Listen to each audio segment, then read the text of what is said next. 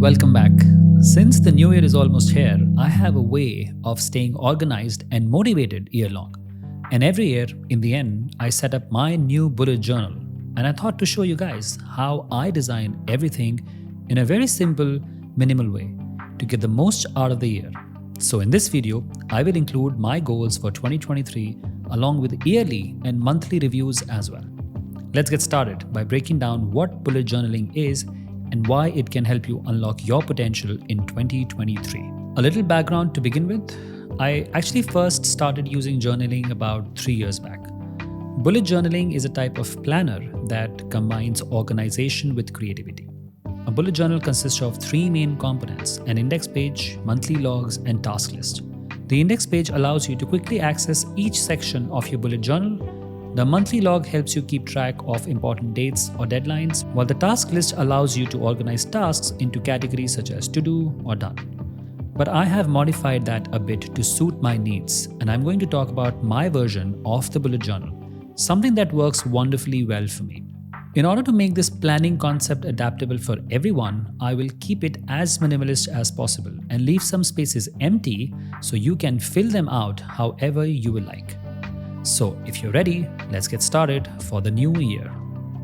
First, I purchased a simple and minimalist planner that I use every year, this black notebook. I just love its simplicity and quality, and I feel like I found my perfect bullet journal style. But because of my preference, it doesn't have lines or dot grids on it. So I'll be using my ruler whenever I need it, and for sure my pencil. If you would like to check out the link for my planner, it will be down below in the description box. Well, I believe starting a plan for a year doesn't have to be daunting. Take your favorite bullet journal and begin by writing down a chosen word for the year. Something that will set the tone for how you want the upcoming months and years to go.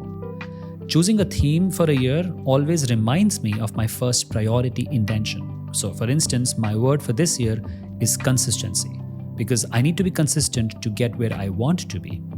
You can choose any word like I did in my previous years, such as independence, belief, focus, or whatever resonates with you. Next, I have a yearly overview. Here I just put all the months and I left some space under each month to note birthdays, holidays, and important events, so I can go back and refer to this page anytime I want while planning my months. Flipping to the next page, I'm going to write the top categories of my goal setting.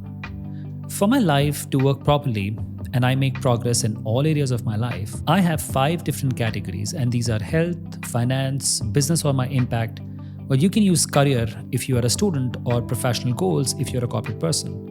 Next is family and relationships, and the last one is personal growth. Now, after identifying my categories, next, I move to create my 2023 goals. But before I set my 2023 goals, I love to write about my long-term goals and my 3 years vision.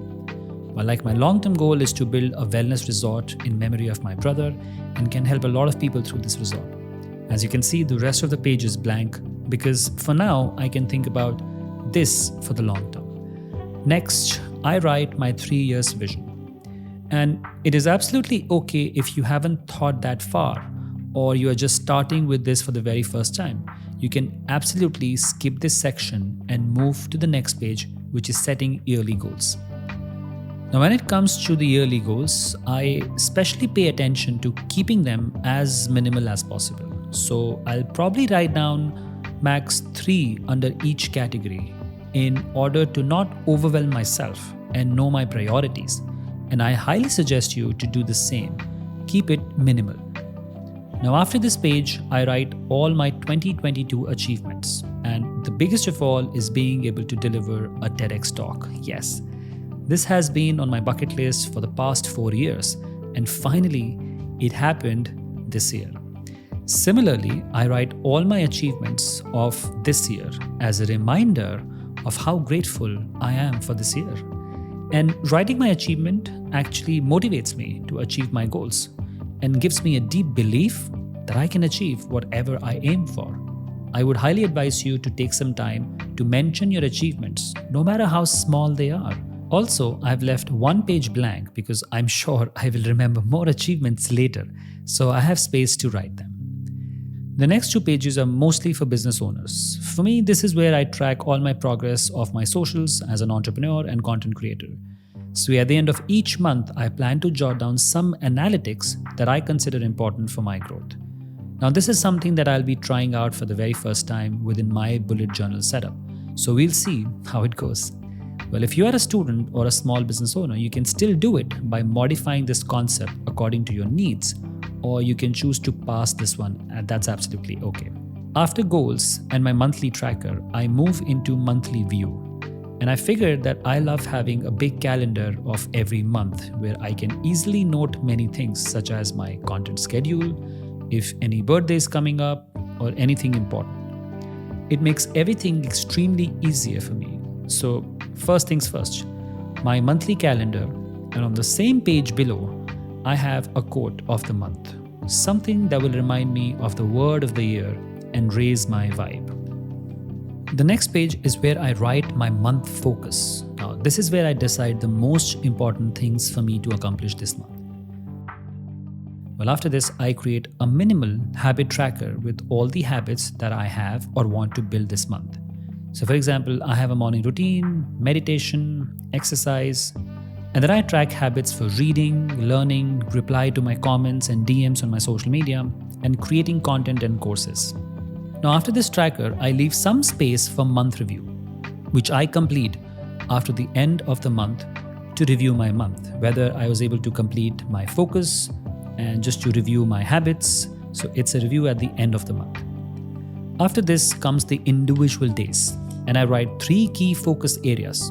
I call them MITs, or the most important tasks for the day. I also have a column to review my day with things like my mood, productivity, and mindfulness. And then I write top learnings for the day.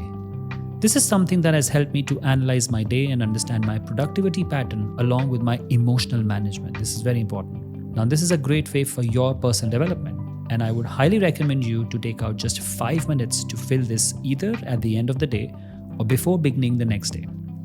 I also add a notes section and ideas section after every month for noting random tasks that comes to my mind, like groceries or self-care products, or even some ideas that I want to implement.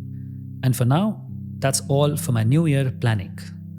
I don't like complicated stuff, and I believe your journal doesn't have to be complex, or it doesn't have to look like an artwork.